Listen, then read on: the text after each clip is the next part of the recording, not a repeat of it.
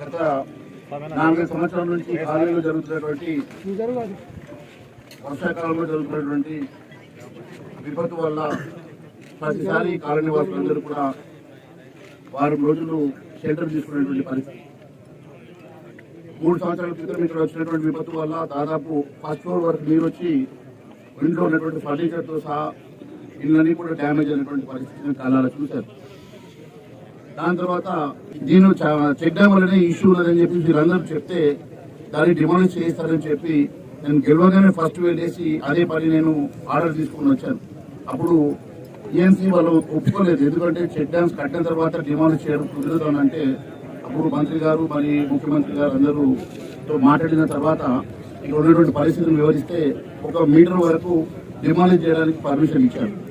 సరే, metre demolition కోసము contractor వచ్చి పని మొదలు పెట్టిన తర్వాత ఆ గ్రిప్ వస్తలేదు, అక్కడ పాకులు ఉన్నది, గ్రిప్ వస్తలేదు అని చెప్పేసి వర్షాకాలం తర్వాత చేస్తానని చెప్పి వెళ్ళిపోయింది. సరే, ఒక అదృష్టం ఏంటంటే ఈసారి ఈ వర్షాకాలంలో ముందే కలెక్టర్ గారు అప్రమత్తమై అందరినీ ఇప్పుడు ఇవాక్యుయేట్ చేయడం వలన సమస్య ఇంత తీవ్రతం లేకున్నా కూడా ఇది ప్రతి సంవత్సరం ఉన్నటువంటి సమస్య కాబట్టి ఖచ్చితంగా అక్కడ ఉన్నటువంటి చెక్ డ్యామ్ ని మనము రిమూవ్ చేయడం తప్ప ఇంకొక మార్గం లేదు. అది కాకుండా ఈ కాలనీ మధ్యలో నుంచి ఇంతకు ముందు ఒక పెద్ద నాల ఉంది, దాదాపు అది 10 నుంచి 12 మీటర్ల నాల. ఎందుకంటే నిర్మల్ చుట్టుపక్కల నుంచి వచ్చేటువంటి నీరు కానీ కంప్లీట్ ఈ ఫ్లడ్ వచ్చేటువంటి మొత్తం నీరంతా కూడా ఈ ప్రాంతం నుంచే ముందు వెళ్ళి అక్కడ కాలువలు కలుస్తుంది.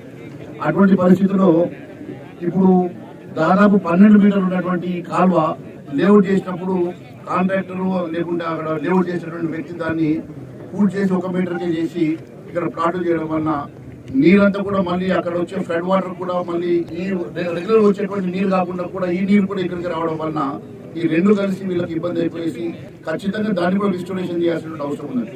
ఆ కాలువని కూడా మరి అది 10 మీటర్ల 12 మీటర్ల మరి ఇంజనీరింగ్ డిపార్ట్మెంట్ డిసైడ్ చేసి మరి దాన్ని కూడా రిస్టోరేషన్ చేసి ఆ కాలువని మళ్ళీ స్ట్రెంథెన్ చేయాల్సిన అవసరం ఉన్నది.